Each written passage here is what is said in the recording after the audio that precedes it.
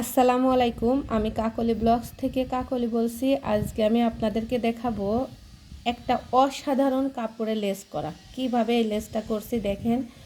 Golden colour দিয়ে করা হয়েছে, দেখতে কতটা গর্জিয়াস লাগতেছে। এইটা আজকে আমি আপনাদেরকে করে দেখাবো এটা কিভাবে করতে হয়েছে। আমরা যদি বাচ্চাদের ড্রেসের নিচে এটা দিই বা নিজেদের বড়দের মানে ড্রেস করার পরেও যদি এটা দিই তাহলে দেখতে কতটা সুন্দর লাগবে। এই লেসটা দেখেন। আসলে বাজারে অনেক ধরনের লেস কিনতে পাওয়া যায়, কিন্তু নিজে হাতে তৈরি করে লেস নিজের ড্রেসে বা নিজের সন্তানের ড্রেসে যদি করা যায় সেটার মূল্য অনেকটা বেশি হয়ে যায়। মানে টাকা দিয়ে তো আর সব কিছু হয় না। শখ, নিজের ভালোবাসা দিয়ে তৈরি করা জিনিসগুলো একটু অন্য রকমের হয়। তাই এই লেসটা করা আমি আজকে আপনাদেরকে শিখাবো, আমার সাথে থাকবেন। আর এই লেসটা করতে অবশ্যই এখানে কাটা লাগবে 0.6 mm, কারণ এই কাটাটার মাথাটা চিকন চিকন মাথা ছাড়া এই কাজগুলো করা যায় না। তাহলে এই কাজগুলো আমরা কিভাবে করব একটু শুরু থেকে দেখাবো আমি। এই কাজটা কিভাবে করতে হবে, প্রথমে আমরা একটা কাপড়ের মানে যে কোনো একটা জায়গা থেকে শুরু করব।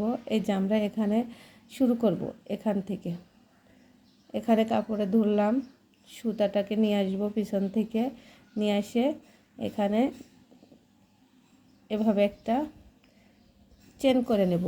তাহলে কি হবে, এটা আটকে গেল। এরপরে এখন আমরা 5টা চেন দেব। একটা দেওয়া ছিল, একটা হলো, তাহলে 2টা হলো, 3, 4, 5। এই হচ্ছে আমাদের 5টা চেন হলো। এই 5টা চেনকে আমরা কি করব, এখানে আটকাই দিব। এবার কুরুচের মাথায় বাম হাতের সুতাটা টেনে নিয়ে এসে আমরা কি করব, এরকম উপরে নিয়ে আসবো। নিয়ে আসার পরে বাম হাতের সুতাটা আবার নিয়ে এসে একদম জয়েন্ট করে দেব। তাহলে কি হলো, এই চেনটা এখানে একদম জয়েন্ট হয়ে গেল। এখানে আমরা আবার 5টা চেন দেব। 1, 2, 3, 4, 5। আবার আমরা 5টা চেন দিলাম। এই 5টা চেনকে আমরা কি করব, এখানে আবার কাপড়ের ভিতরটা ঢুকাইয়ে বাম হাতের সুতাটাকে এখান থেকে বের করে নিয়ে আসব।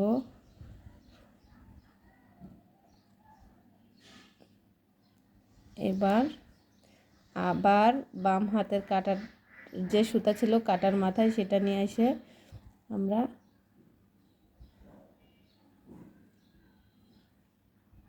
জয়েন্ট করে দেব। এভাবে একটু দেখাই। 1, 2, 3, 4, 5। 5টা চেন করব, আবার জয়েন্ট করে দিব। এখানে কাটা দিয়ে কাপড়ে ঢুকাইছি, বাম হাতের সুতাটাকে কাটার মাথা দিয়ে নিয়ে আসলাম, 2টা হলো। আবার বাম হাতের সুতাকে এভাবে নিয়ে আসব, নিয়ে এসে জয়েন্ট করে দিব। 1, 2, 3, 4, 5। এটাকে আমি কি করব, 5টা হয়েছে, এখানে এই 5টা চেন সোজা যতটুকু কাপড় আসছে আবার এখানে কাপড়ের সুচ ঢুকাইয়ে বাম হাতের সুতাটাকে নিয়ে আসব। এবার আবার বাম হাতের সুতাকে কাটা দিয়ে এখানে বের করে নিয়ে আসবো। 1, 2, 3, 4, 5। যে সকল আপুরা নতুন কাজ শিখতে চাচ্ছেন আমার সাথে থাকবেন, ইনশাল্লাহ পারবেন। আমি পারছি, আপনিও পারবেন। ভিডিওটা প্রয়োজনে বারবার দেখবেন যে অবশ্যই পারবেন। কারণ আমি যতটা মানে বুঝাইলে বোঝা যায় আমি কিন্তু অতটাই বোঝানোর চেষ্টা করতেছি এবং সামনে করব। 1, 1, 2, 3, 4, 5।